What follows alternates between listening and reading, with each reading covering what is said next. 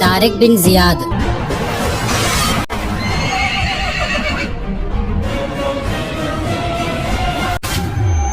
ایک ایسے جنگجو کی جن کا نام اتہاس کے سنہرے پنوں میں ہمیشہ کے لیے درج کر دیا گیا۔ طارق بن زیاد اسلامی اتہاس کے ایسے جنگجو ہیں جو 12,000 کی فوج لے کر دشمنوں کے ہی علاقے میں گھس کر 1,00,000 کی فوج کو ڈیفیٹ کر کے اسپین کو فتح کر لیا۔ لیکن یہ جنگ ہوئی کیوں؟ دوستو یہ کہانی شروع ہوتی ہے 8ویں صدی کے بالکل شروع سے، جس دور میں اسپین دیش پر عیسائی کی ایک مضبوط سلطنت قائم تھی۔ یہ سلطنت جتنی طاقتور تھی اس سے کئی زیادہ ظالم بھی تھی۔ اس سلطنت میں رہنے والے عیسائی یہودیوں پر ظلم کیا کرتے تھے، جو کہ یہودی تعداد میں بہت کم تھے۔ وہ اس حکومت سے حد سے زیادہ پریشان رہا کرتے تھے، کیونکہ یہ حکومت انہیں یہودیوں کے اوپر حد سے زیادہ ظلم کیا کرتے تھے۔ اس دور میں اس امپائر کا جو حکمران تھا اس کا نام تھا روڈرک، جو ایک ظالم اور لالچی قسم کا انسان تھا۔ روڈرک اپنی سلطنت میں رہنے والے لوگوں کا خیال رکھنے کے بجائے انہیں الگ الگ طریقوں سے پریشان کیا کرتا تھا، اور اس نے اپنی حکومت میں رہنے والے لوگوں پر لمٹ سے زیادہ ٹیکس لگا رکھا تھا، جس کی وجہ سے وہاں کی آبادی روڈرک سے بہت پریشان ہونے لگی۔ دوستو اس دور میں اسپین کے اس عیسائی سلطنت میں ایک رسم بہت عام ہو چکی تھی، اور وہ رسم یہ تھی کہ اسپین سلطنت میں رہنے والے سبھی وزیروں اور امیر لوگوں کے چھوٹے چھوٹے بچے اور بچیاں اچھی پرورش پانے کے لیے بادشاہ کے محل میں ہی رہا کرتے تھے، یعنی کہ وہ لوگ تب تک بادشاہ کے محل میں رہا کرتے تھے جب تک صحیح طور سے جوان نہیں ہو جایا کرتے تھے۔ اسی طرح روڈرک بادشاہ کا ایک قریبی وزیر تھا جس کا نام جولین تھا۔ جولین کی ایک بیٹی تھی جس کا نام فلورینڈا تھا، اس کو لا کیوا کے نام سے بھی جانا جاتا ہے۔ وہ بھی اچھی پرورش پانے کے لیے بادشاہ کے محل میں ہی رہا کرتی تھی، لیکن لا کیوا بے حد خوبصورت بھی تھی، جس کی وجہ سے روڈرک کے گندے نظر اس کے اوپر پڑ چکی تھی۔ اور ایک دن موقع پا کر روڈرک نے فلورینڈا کو اپنے محل میں بلایا اور اس کی عزت پر حملہ کر دیا۔ فلورینڈا نے روتے ہوئے جب اس بات کی خبر اپنے باپ جولین کو دی تو جولین بادشاہ کی اس حرکت کی وجہ سے غصے سے لال ہو گیا، لیکن بھلا جولین اپنے ہی بادشاہ کے خلاف کر بھی کیا سکتا تھا۔ آخرکار بڑے لمبے سوچ و وچار کے بعد جولین کے دماغ میں اپنے بادشاہ سے بدلہ لینے کا ایک نیا آئیڈیا آیا، اور وہ فوراً ایک گھوڑے پر سوار ہوا اور اسپین سے دوڑتا ہوا روانہ ہوا افریقہ کے گورنر کی طرف۔ دوستو افریقہ کے گورنر جس کا نام موسیٰ بن نصیر تھا۔ موسیٰ بن نصیر بہت ہوشیار اور بہادر سپہ سالار تھے۔ موسیٰ بن نصیر کا ایک خادم بھی تھا جن کا نام زیاد تھا، اور اس خادم کا ایک چھوٹا سا بیٹا تھا جن کا نام طارق تھا۔ اچانک سے موسیٰ بن نصیر کے خادم کا انتقال ہو جانے کی وجہ سے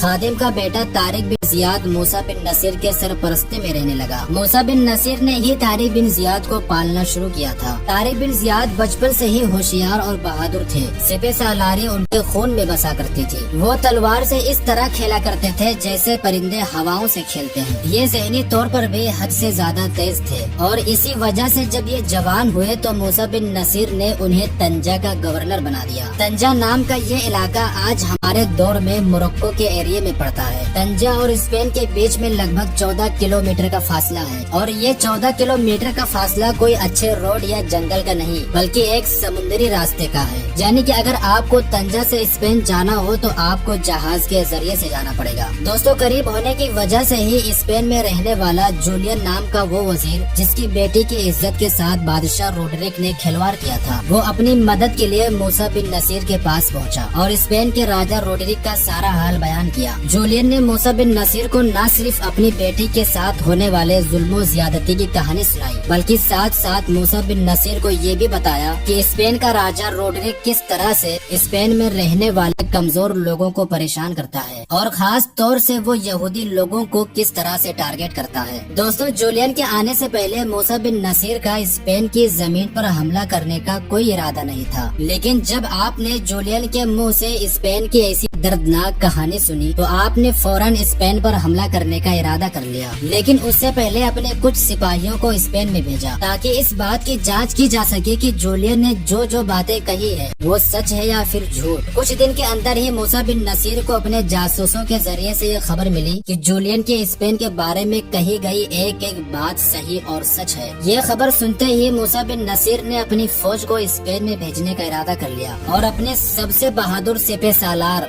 یعنی کہ طارق بن زیاد کو 7,000 کی فوج دے کر روانہ کیا۔ طارق بن زیاد کشتیوں کے ذریعے سے سمندری راستے کو طے کرتے ہوئے اندلس یعنی کہ اسپین میں داخل ہو گئے۔ دوستو، جب طارق بن زیاد کے آنے کی خبر روڈرک تک پہنچ گئی تو وہ اپنی 1,00,000 کی بڑی فوج لے کر طارق بن زیاد کے مقابلے کے لیے نکل پڑا۔ طارق بن زیاد نے جب اپنی دشمن کی اتنی بڑی فوج دیکھی تو انہوں نے ترنت موسیٰ بن نصیر کے پاس اپنا ایک قاصد روانہ کیا اور موسیٰ بن نصیر سے کہا کہ ہمیں فوراً تھوڑی اور مدد پہنچائی جائے۔ جیسے ہی طارق بن زیاد کا یہ پیغام موسیٰ بن نصیر تک پہنچا تو موسیٰ بن نصیر نے پیچھے سے 5,000 کی فوج اور روانہ کر دی۔ اب ٹوٹل مسلمانوں کی لگ بھگ 12,000 کی فوج ہو چکی تھی، لیکن دشمن کے مقابلے میں ابھی بھی بہت کم تھے۔ جہاں ایک طرف طارق بن زیاد کے 12,000 کی فوج کے پاس کچھ گنے چنے ہی ہتھیار تھے تو وہیں دوسری طرف روڈرک کے 1,00,000 فوج ہتھیار سے لیس تھی۔ اپنے سامنے اتنی بڑی فوج کو دیکھ کر طارق بن زیاد کو یہ محسوس ہونے لگا کہ ہو سکتا ہے کہ میری فوج میں موجود کچھ لوگ اتنی بڑی فوج کو دیکھ کر گھبرا جائیں اور یہ میدان چھوڑ کر واپس چلے جائیں۔ تو اس لیے طارق بن زیاد نے ایک بڑا فیصلہ لیا